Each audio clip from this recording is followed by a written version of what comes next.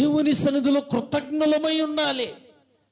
రక్షణ పొందకు మునుపు మనం ఏ స్థితిలో ఉన్నాం, దేవుడు మనల్ని ఏ భయంకరమైన స్థితిలో నుండి రక్షించాడు, అలాంటి సిద్ధపాటు కలిగి సంవత్సరం అంతా 12 నెలలు ఆయన కాచి కాపాడితే ఆయన సన్నిధిలో నిన్ను నీ కుటుంబాన్ని సిద్ధపరచడానికి సిద్ధపరిచే మనసు లేకోకుండా దేవుని సన్నిధిలో నీవు అలాగే ఉన్నావు అనుకోండి, దేవుడు ఏం చేస్తున్నాడో తెలుసా?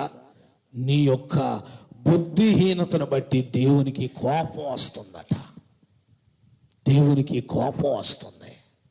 అందుకనే స్వబుద్ధిని ఆధారం చేసుకోబాక, అంతా నాకు తెలుసు అనుకోబాక.